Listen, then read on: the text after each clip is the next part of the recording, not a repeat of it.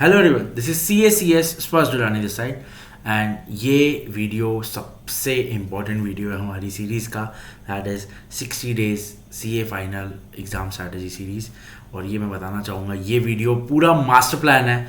जो आप एक डिटेल प्लान मांग रहे थे वही इस वीडियो में पूरा कवर किया है, right beginning from my schedule. जो मैं सारा दिन पढ़ता था, जो मैं सारा दिन करता था, अलॉन्ग विथ जो सब्जेक्ट की स्ट्रैटेजीज मैंने फॉलो की थी, मैं वो भी शेयर करने वाला हूँ आप सब लोग के साथ। इस वीडियो को आपको पूरा देखना है, प्लीज़ पूरा देखिएगा इस वीडियो को। इस वीडियो में से अगर थोड़ा भी आपके लिए हेल्पफुल रहा ना, I would be so grateful for that कि मेरा एटलीस्ट कुछ वैल्यू एडिशन रहा आपकी CA फाइनल की इस जर्नी में। So let's begin this video. और इस वीडियो को स्टार्ट करने से पहले मैं बताना चाहूँगा कि देखिए, एट द एंड ये CA फाइनल आपकी जर्नी है, ये आपकी खुद की जर्नी है। तो मेरी स्ट्रैटेजी तो आपके लिए काफ़ी हेल्पफुल वैसे भी रहेगी, बट मैं एक चीज़ चाहूँगा कि आप अपनी खुद की स्ट्रैटेजी बनाएं based on my strategy what I am sharing right now. देखिए, जो मैं बताने वाला हूँ तो आपको बिल्कुल हेल्प करेगा डेफिनेटली, बट अगर मुझे ज़्यादा खुशी होगी, आपके लिए ज़्यादा अच्छा रहेगा कि अगर आप अपनी एक स्ट्रैटेजी बनाएं बेस्ड ऑन दिस और उस पर वर्क करें। बिकॉज आज से एग्ज़ाम को एग्जैक्टली 60 डेज बचे हुए हैं और आपको पूरा जोर लगा देना है, पूरी एड़ी चोटी का जोर लगा देना है। बिल्कुल आपको यहाँ पे बिल्कुल नहीं डरना है मेहनत करने से, बिल्कुल नहीं डरना है एग्ज़ाम से, बिल्कुल एकदम अच्छे से परफॉर्म करके आना है। या सो लेट्स बिगिन। तो देखिए, मैं अपना स्केड्यूल आप लोग के साथ शेयर कर रहा हूँ जो मैंने एग्ज़ाम के टाइम पे एग्जैक्टली 60 डेज में फॉलो किया था। देखिए, एक आपसे अगर मैं सच बात बताऊँ ना, तो मेरी शुरुआत भी फियर से ही हुई थी। मुझे आज भी याद है जब मेरा एडवांस ITT ख़त्म हुआ था। एग्जैक्टली मेरा एडवांस ITT अगस्त में ख़त्म हुआ था। तो उस टाइम सुबह को मेरे को उठ के ये पहले डाउट आया था कि मेरे को नवंबर में एग्ज़ाम देनी है, मैं अभी एडवांस ITT ख़त्म कर रहा हूँ, मेरी कोई क्लास नहीं हुई है, मेरी कोई स्टडी अभी तक चालू नहीं हुई है बिकॉज ऑफ सम रीज़न। सो मैं कैसे करूँगा। एग्जैक्टली मेरे पास भी उस टाइम पे रफ एंड रफ 60 डेज थे।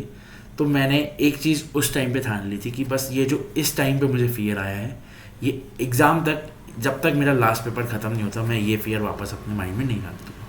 बिकॉज द थिंग इज़ कि मैं जितना उस एग्ज़ाम से डर रहा था, उतना मेरे लिए वो बड़ी बनती जा रही थी, उतना मेरे लिए डिफ़िकल्ट बनती जा रही थी। और फिर जितना मैंने उसको सोचा कि नहीं है ज़्यादा कुछ नहीं है, उतना वो साइकोलॉजिकली मेरे लिए ईजी बन गया था। बिकॉज मैं आपको बताऊँ, CA फाइनल एक पढ़ाई, एक आपको एग्ज़ाम से ज़्यादा एक साइकोलॉजिकल एग्ज़ाम ज़्यादा है। हम जितना पढ़ते हैं वो एक अलग है, एक आपको साइकोलॉजिकल लेवल पे भी रेडी रहना पड़ेगा इस एग्ज़ाम को क्लियर करने के लिए। बिकॉज द थिंग इज़ कि ये जितना मैंने देखा है, जितना मैंने स्टूडेंट से इंटरेक्ट किया है, जो मेरे कॉलीग्स थे जिनके मैसेज अभी आ रहे हैं मेरे को, या जो भी लोग जिनसे मैंने इंटरेक्ट किया है, एक चीज़ मैंने कॉमन देखी है, that is fear, lack of concentration, anxiety issues, ये सब जो साइकोलॉजिकल इश्यूज़ हैं, ये मैंने ज़्यादा देखे। किसी को ये नहीं था कि मुझे ये टॉपिक नहीं समझ रहा है, ये टॉपिक कैसे पढ़ूँ ये नहीं समझ रहा है। मेरा लैक ऑफ कंसंट्रेशन है, मुझे एंजाइटी इशू हो रहे हैं, मुझे फियर हो रहा है। यही चीज़ें ज़्यादा परेशान करती है रेदर देन एकेडमिक से। तो आपको पहले इन चीज़ों के ऊपर ज़्यादा ध्यान देना है, और ये चीज़ें अगर आपकी लाइफ में सॉर्ट हो गई तो आप CA फाइनल तो क्या, बहुत बड़े बड़े आप एग्ज़ाम ऐसे ही क्लियर कर लेंगे। So let's begin. देखिए, मैं बता दूं, मैं सुबह 8 बजे उठता था, जो है रेगुलर 8 सवा 8 के बीच में उठता था। उसके बाद 15 मिनट्स लाइक जो ह्यूमन सब करते हैं वो सब चीज़ें करने के लिए मैं टाइम देता था। उसके बाद 8:30 to 9 डेली था। 8:30 to 9, अगर लेट भी होता है तो 8:45 to 9:15 half an hour daily मैं योगा करता हूँ आज भी। बिकॉज जो चीज़ ये मैं सही बताऊँ आपको, तो मैंने CA फाइनल के पहले ही स्टार्ट किया था, और जो मुझे रिजल्ट मिले ना, मैं आपको बताना चाहूँगा, बहुत अमेजिंग रिजल्ट मिलते हैं। प्लीज़ मैं बोलूँगा हाईली रिकमेंडेड है। आप अगर स्टार्ट करेंगे ना, आप खुद देखेंगे काफ़ी अमेजिंग रिजल्ट मिलते हैं। तो प्लीज़ आप इसको अपनी लाइफ में इम्प्लीमेंट कीजिए। उसके बाद मैं जैसे अपने पहले वीडियो में बोला था कि सुबह उठने के बाद मैं लॉ पढ़ता था पहले। तो मैं 9:30 to 11 मैंने लॉ, या जो इलेक्टिव है, जैसे मेरा 6G था तो मैंने उसको टाइम दिया था। मोस्ट ऑफ द टाइम मैं लॉ ही पढ़ता था, उसमें तो ज़्यादा ऐसा कुछ है नहीं इतना ज़्यादा। तो मोस्ट ऑफ द टाइम मैं लॉ ही पढ़ता था। तो वो 1.5 आवर मैंने डेली लॉ को दिया हुआ था। उससे क्या होता था ना कि जो मेरे मतलब जो कंसेप्ट है वो भी अच्छे से क्लियर हो गए थे। और द थिंग इज़ कि मैं डेली डेली लॉ मतलब थ्योरी की आदत डालता था ना, तो वो एक लीगल लैंग्वेज कैसे लिखना है, आंसर कैसे कंस्ट्रक्ट करना है, वो भी धीरे धीरे डेवलप होती जा रही थी। मैं जैसे ही पढ़ता था लॉ, उसकी वही चीज़ के मैं क्वेश्चंस भी सॉल्व कर लेता था, क्वेश्चन भी देख लेता था, अगर टाइम रहता था कभी तो राइटिंग प्रैक्टिस भी करके देख लेता था। ठीक है, उसके बाद जो ये सब्जेक्ट है FR, that is financial reporting, ये बिल्कुल नया था। बिकॉज ना मैंने कभी CA इंटर में तो हमारे पास AS था, NDS वगैरह कुछ था नहीं, NCS में भी कभी ऐसा कुछ नहीं था, और ये मेरे लिए एकदम नई चीज़ थी। देखिए लॉ कहीं ना कहीं हम सब ने पढ़ा है, ये सब बाकी सब चीज़ें कहीं ना कहीं थोड़ा बहुत कोरिलेट होती है, ये एकदम चीज़ नहीं थी मेरे लिए। तो इसके लिए मैंने ज़्यादा टाइम दिया था। मैंने एक मेरे फ्रेंड का एक सब्सक्रिप्शन लिया हुआ था एक प्लेटफॉर्म पे, तो मैंने वहाँ पे कुछ वीडियोस भी देखे इसके। तो ये सब्जेक्ट को मैंने सबसे ज़्यादा टाइम दिया था, बिकॉज ये सब्जेक्ट में राइटिंग प्रैक्टिस, क्वेश्चंस की प्रैक्टिस बहुत ज़्यादा लग रही थी। मॉड्यूल के क्वेश्चंस, पास पेपर के क्वेश्चन, थोड़े क्वेश्चन बैंक के क्वेश्चन, बहुत सारे प्रैक्टिस करनी पड़ी थी इस सब्जेक्ट को, तब जाके थोड़ा बहुत कंट्रोल आया था। And I scored exemption in this subject, काफ़ी अच्छा स्कोर भी किया। बट द थिंग इज़ कि ये सब्जेक्ट को टाइम देना पड़ता है, आप सबको पता है। FR थोड़ा सा लेंदी है, बहुत अच्छा सब्जेक्ट है, स्कोरिंग है, अगर आप अच्छे से करके जाएंगे, प्रैक्टिस अच्छी रहेगी, FR में काफ़ी अच्छा आप स्कोर कर सकते हैं। उसके बाद मैं मानता हूँ CA फाइनल का एक वन ऑफ द ईजी, नहीं बोलूँगा मैं ईजी, देखिए ईजी ठीक है वो वर्ड सही नहीं है, but one of the scoring subject है, that is SFM। Because institute questions repeat कर रहा है, नए क्वेश्चंस बहुत कम फ्रेम हो रहे हैं SFM में। मेरे अटेम्प्ट में भी यही हुआ था, काफ़ी सारे रिपीटेटिव क्वेश्चन ही देखने को मिले थे। तो यही है कि आप इसमें तो काफ़ी अच्छा स्कोर कर सकते हैं, ज़्यादा कोई डिफ़िकल्ट भी नहीं है। SFM में एक ही चीज़ बोलूँगा मैं, अगर आप देखेंगे ना, जो फैकल्टीज़ आपको ज़्यादा वो कर रही है कि SFM में ये है वो है, ज़्यादा बड़े बड़े फार्मूलाज से आपको डरा रहे हैं ना, प्लीज़ दूर रहिए। काफ़ी इजी है SFM, एक सिंपल वे अपनाइए SFM के लिए, एक आप सिंपलिस्टिक वे रखिए, ज़्यादा उसमें उलझिए मत। मैंने देखा है SFM में बहुत कंफ्यूज करती है इवन फैकल्टीज़ एंड स्टूडेंट अपने आप को भी। तो प्लीज़ SFM को जितना हो सके आप सिंपल रखेंगे ना, बहुत ईजी रहता है SFM, आप काफ़ी अच्छे से स्कोर कर सकते हैं SFM। उसके साथ मैंने SFM और एक IDT को भी स्लॉट दिया हुआ था, बिकॉज क्या था, SFM को मेरे को उतना टाइम नहीं लगा था। विद इन 1 मंथ मेरा SFM ऑलमोस्ट कंप्लीट हो ही गया था, तो उसके बाद मैं उसमें IDT भी स्टार्ट कर दिया था। और IDT भी ज़्यादा आपको पता है इतना ज़्यादा वास्ट नहीं है, DT के कंपैरिजन में IDT रिलेटिवली काफ़ी स्कोरिंग है, तो आप उसको अच्छे से करके जाएंगे। IDT आपको खुद को पता है, IDT सब पढ़े हुए होंगे जो बोथ ग्रुप वाले होंगे या सेकेंड ग्रुप वाले होंगे। तो IDT कैसा है कि आपको पता है उसमें ज़्यादा कुछ ऐसा है नहीं, ईजी है, मैं ईजी बोलूँगा उसके लिए, और आप अच्छे से उसमें स्कोर कर सकते हैं। उसके बाद एक जो सब्जेक्ट जिसका मैंने ऑलरेडी स्ट्रैटेजी बनाई हुई है, दैट इज़ SCMP सब्जेक्ट थोड़ा सा यूनिक है। उसमें जो मैंने बताया है थ्योरी एंड प्रैक्टिकल का एक अलग ब्लेंड बना हुआ है, उसके लिए प्रैक्टिस लगती है, इसलिए मैंने 1 hour 45 minutes SCMP को दिया हुआ था। उसके साथ क्या हुआ, SCMP के साथ मैं कभी कभी DT भी करता था, बिकॉज क्या है थोड़ा बहुत ऐसे चेंज रहना चाहिए, एक एक सब्जेक्ट ही करेंगे डेली तो शायद एक वो माइंड में वो हो जाता है, थोड़ा अपने माइंड को भी वर्क करने के लिए मैंने SCMP और DT के लिए वो स्लॉट दिया हुआ था। उसके बाद जो मैंने बोला था कि एक बार मैं डेली शाम को ऑडिट करता ही था, 6:30 to 8 फिक्स था बिल्कुल ऑडिट डेली। बिकॉज एक ऑडिट ऐसा सब्जेक्ट है ना जिसमें हमको काफ़ी मेहनत लगती है, मेमोराइज करना पड़ता है, कुछ चीज़ें याद करनी पड़ती है, बहुत सारी चीज़ें ऐसी है जो हमको एज इट इज़ लिखनी पड़ती है, तो वो सब चीज़ों के लिए उसको टाइम देना पड़ता है, उतना वो सब्जेक्ट डिमांड करता ही है, तो आपको डेली उस चीज़ को ऑडिट को देना ही है टाइमिंग। ऑडिट के लिए मैं ये चीज़ बोलूँगा कि ऑडिट देखिए एक ऐसा सब्जेक्ट है जिसमें आपको मॉड्यूल सबसे ज़्यादा हेल्पफुल रहेगी कंपेयर टू अदर सब्जेक्ट। मैं इस चीज़ के लिए तो बिल्कुल बोल सकता हूँ कि ऑडिट के लिए आप मॉड्यूल से पढ़ेंगे ना बहुत ज़्यादा ईजी हो जाएगा। क्या रहता है ना, हम दूसरी बुक से पढ़ते हैं तो उसमें क्या रहता है, सब अपने थोड़े बहुत वर्ड यूज़ करते हैं, ये वो XYZ जो भी, तो क्या होता है इंस्टीट्यूट को वो सब चीज़ें जो वो देख रहा है एक आंसर में, जो एक पेपर चेकर को वो आंसर में चाहिए, शायद वो चीज़ें हम नहीं लिखते हैं तो शायद इसलिए स्कोर नहीं आ पाता है।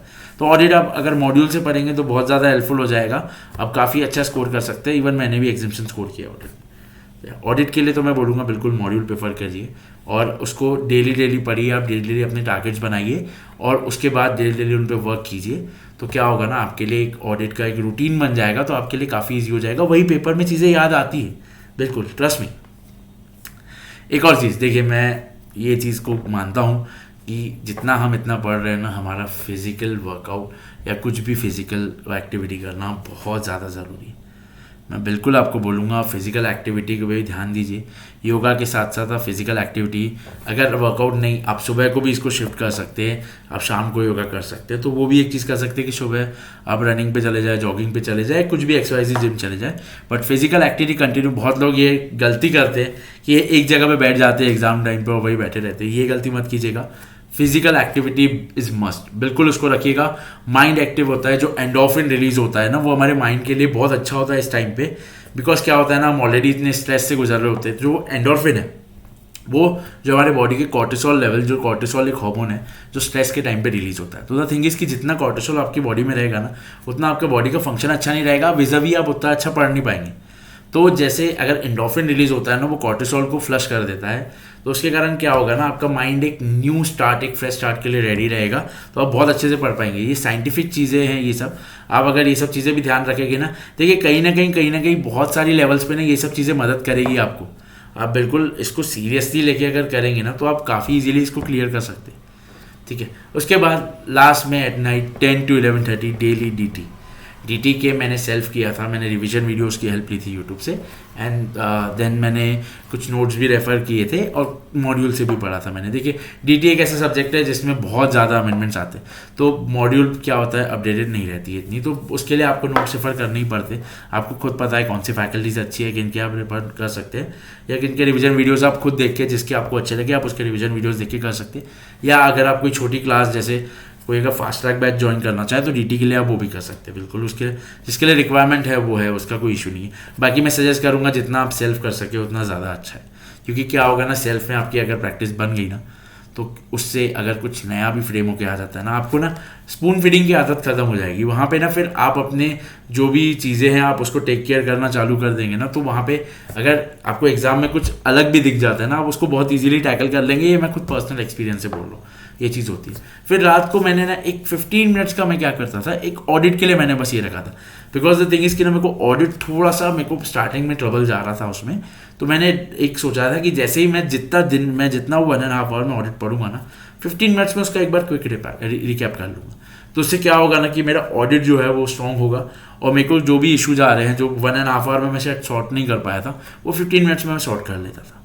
तो ये मेरा स्केड्यूल मैंने आपको पूरा बता दिया। आप चाहे तो इसको एज इट इज़ भी फॉलो कर सकते हैं, अपना भी स्केड्यूल बना सकते हैं, बट प्लीज़ ध्यान रखिएगा कि आपको टाइम मैनेजमेंट अच्छा रखना है, और दिन में आपको एटलीस्ट जितने यहाँ सब्जेक्ट दिख रहे हैं ना, आप उतने तो कीजिए। बिकॉज देखिए, अगर आपको 60 डेज में CA फाइनल क्लियर करना है, अगर बोथ ग्रुप क्लियर करना है, तो 8 सब्जेक्ट हैं। आप अगर आप इलेक्टिव हटा भी देते तो साथ में आपको इक्वली ध्यान देना है, तब जाके होगा। ऐसे नहीं आप कोई 2 सब्जेक्ट को फेवर कर रहे हो फिर बाकी रह जा रहे हैं, तो उससे क्या होगा ना कि वो 2 तो अच्छे से हो जाएंगे, बाकी जो रह जा रहा है वहाँ पे शायद इशू आ सकता है। तो या उस पर ध्यान दीजिएगा कि वैसी गलती ना हो, बहुत लोग को करते हैं, आप मत कीजिएगा। तो ये हो गया मेरा स्केड्यूल का पार्ट। अब इसके बाद हम जाएंगे, मैंने कुछ एक पर्टिकुलर सब्जेक्ट के लिए कुछ स्ट्रैटेजीज बनाई है, बट द थिंग इज़ कि वही है कि मैं बोलूँगा आपको कि आप अपनी स्ट्रैटेजी फॉलो करेंगे तो वो ज़्यादा अच्छा रहेगा। मैं वीडियोस भी अपलोड कर रहा हूँ उसके लिए। अब एक चीज़ मैं आपको बोलूँगा जो मेरे को एक आपसे शेयर करनी है। देखिए, मैंने अभी जैसे बोला कि ये जो CA फाइनल का एग्ज़ाम है, ये एक साइकोलॉजिकल वारफेयर ज़्यादा है रेदर देन एकेडमिक। देखिए, पढ़ हम सब लेते हैं, पढ़ता हर कोई है, मेहनत हर कोई करता है, बट जितना मैंने इंटरेक्ट किया है लोगों से, ये चीज़ निकल के सामने आई है कि जो एक साइकोलॉजिकल इशू है ना, वो कहीं सॉर्ट नहीं हो पा रहा है। कहीं ना कहीं उसके कारण ही फेल हो रहे हैं, मार्क्स नहीं आ पा रहे हैं, एग्ज़ाम में परफॉर्म नहीं कर पा रहे। तो आप देखिए, पढ़ सब रहे हैं, सब कर रहे हैं, आपको साइकोलॉजिकल इश्यूज़ को ना अपने, मतलब जो आपको साइकोलॉजिकल इश्यूज़ हो रहे हैं, कोई भी होगा, stress, anxiety, lack of concentration, motivation का नहीं आना, कुछ भी XYZ जो भी चीज़ें, आप उनको एड्रेस करेंगे, उनको रिजॉल्व करने की कोशिश करेंगे। कल पहली आप ये वीडियो देखेंगे, पहले आप ये करेंगे कि आप पहले अपने साइकोलॉजिकल इश्यूज़ जो आपको हो रहे हैं, आप उसको आइडेंटिफाई करेंगे और रिजॉल्व करेंगे। देखिए, तरीका यही है, आपको उनको आइडेंटिफाई करना पड़ेगा। आप उनसे छुप नहीं सकते, बच नहीं सकते, भाग नहीं सकते। आप आइडेंटिफाई करेंगे आपको जो प्रॉब्लम जा रही है। जैसे फॉर एग्जांपल, अगर आपको एंजाइटी की प्रॉब्लम जा रही है, तो आप उसको रिजॉल्व करने की कोशिश करेंगे। आप वो रिजॉल्व करेंगे ना, आपका देखिएगा खुद ही खुद पढ़ाई का जो एंगल है वो सीधा हो जाएगा।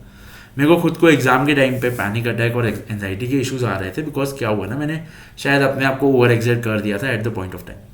तो वहाँ पे मैंने ये चीज़ को नोटिस किया, मैंने उसको तुरंत एड्रेस किया, और तुरंत मैंने अपने स्केड्यूल में थोड़े चेंजेस लाए। तुरंत मैंने अपना थोड़ा फिजिकल एक्टिविटी को बढ़ा दिया, थोड़ा योगा और मेडिटेशन पे ज़्यादा ध्यान दिया, तो वो कहीं ना कहीं बहुत अच्छे तरीके से रिजॉल्व हो गया था। तो मेरे को उतना ज़्यादा इशू उस पर नहीं गया। तो आप अगर अपने इश्यूज़ को अगर इस तरीके से एड्रेस करके रिजॉल्व करेंगे, आपके लिए CA फाइनल एक काफ़ी ईजी हो जाएगा। देखिए, आप अगर सिर्फ पढ़ने पे ध्यान देंगे ना, तो शायद कहीं ना कहीं आप लैग करेंगे। आपको ओवरऑल अपनी जो पर्सनालिटी है उस पर ध्यान देना है, आपके ओवरऑल जो आपका वेल बीइंग है उस पर ध्यान देना है। आप अगर सिर्फ एक कमरे में बैठ के सारा दिन पढ़ेंगे ना, तो CA फाइनल शायद थोड़ा आपके लिए मुश्किल लग सकता है। बिकॉज आप कितना भी पढ़े, क्या ही पढ़े, आप अगर साइकोलॉजिकली कॉन्फिडेंट नहीं है, साइकोलॉजिकली स्ट्रॉन्ग नहीं है, कहीं ना कहीं आपको थोड़े बहुत इश्यूज फेस होंगे, और वही चीज़ें फिर आपको एग्जाम के टाइम पे लेट बैक करती है। तो मैं बोलूँगा कि प्लीज़ आप ये सब चीज़ों को अच्छे से ध्यान रखिए, ये सब चीज़ों को फॉलो कीजिए। मैंने अपना स्केड्यूल बता दिया, स्ट्रैटेजीज़ बता दी इंडिविजुअल सब्जेक्ट की, आपने अगर शायद नोट डाउन किया हो तो अच्छा है, नहीं तो आप वापस से पीछे जाके जो आपको समझना है वो आप वापस से देख सकते हैं। तो प्लीज़ मैं बोलूँगा कि आप ये सब चीज़ें फॉलो करेंगे। ये मैंने एक प्लान आपको बता दिया है आपका 60 डेज़ का, आपको बहुत अच्छे से करना है। हाँ, एक और चीज़ मैं आपको बताऊँगा कि एट द एंड जब आप जाएंगे, वो तो आगे मैं और वीडियोज़ में ही बताऊँगा, ये तो मास्टर प्लान है। एट द एंड जब आप जाएंगे, जब एग्ज़ाम को 10-15 डेज़ बचे हुए होंगे, तब आपको एक चीज़ करनी है कि आपको पहले तो ये टेक केयर करना है कि ऑलमोस्ट आपका सब कवर हो गया हो। दूसरी बात जो मैं सुनता हूँ कि एट द एंड आपको कुछ से लोग बोलते हैं एट द एंड आपको कुछ नया नहीं पढ़ना चाहिए वो, बट मेरा ये मानना है कि अगर आप जैसे फॉर एग्जांपल जो चीज़ें आपको इन चीज़ों में जब इस टाइम में नहीं समझी है, फॉर एग्जांपल कोई भी एक ऐसी चीज़ है जो आपको इस टाइम में नहीं समझ पाई थी, कोई ऐसा टॉपिक है जो आपने स्किप किया था उस टाइम पे बिकॉज एट दैट टाइम थोड़ा आपको उसमें प्रॉब्लम जा रहा था, वो आप ये लास्ट के दिनों में ना उसको ज़रूर करेंगे। मैं ये मानता हूँ कि आप अपने माइंड को अगर एट द एंड चैलेंज देंगे ना, तो कहीं ना कहीं हमारे लिए बेनिफिशियल होता है। ये मेरा सजेशन है। तो इस चीज़ को ध्यान में रखेंगे बिल्कुल, और जितनी हो सके राइटिंग प्रैक्टिस करेंगे, जितना हो सके आंसर्स को लिख के देखेंगे, जितना टाइम मिले। बिल्कुल आप जैसे अगर आंसर पढ़ भी रहे ना, भले ही वहाँ से कॉपी करके लिखिए, कोई इशू नहीं है, बट आप जितनी राइटिंग प्रैक्टिस रखेंगे, बिकॉज CA फाइनल में राइटिंग प्रैक्टिस का शायद टाइम नहीं मिल पाता है, इसलिए हमें प्रॉब्लम जाती है एग्जाम में, और इसलिए टाइम मैनेजमेंट में भी इशू जाता है। तो आप जितना हो सके राइटिंग प्रैक्टिस का अपना बना के रखेंगे, जितना हो सके उसका राइटिंग प्रैक्टिस करेंगे, और काफ़ी अच्छे से आप परफॉर्म करेंगे। बिल्कुल मुझे कोई डाउट नहीं है, आप बिल्कुल बहुत अच्छे से क्लियर करेंगे CA फाइनल। एंड बस यही है मेरा ये master plan. So please share this, जिसके साथ भी आपको शेयर करना हो, जिसके लिए भी हेल्पफुल हो, आई वुड बी ग्रेटफुल अगर मैं कुछ रोल प्ले करूँ उनकी CA फाइनल की जर्नी में। तो please share this video, subscribe to Finpert, and please हमें इंस्टाग्राम पे फॉलो कीजिए। हम नए अपडेट्स, नई चीज़ें वहाँ पे हम डेली अभी डालने वाले हैं, तो please follow us on Instagram, link है डिस्क्रिप्शन में। Thank you so much. Subscribe to Finpert. Bye bye, take care. 60 days है, बिल्कुल फाड़ देना है आपको, CA फाइनल निकालना ही है। Anyhow, bye-bye.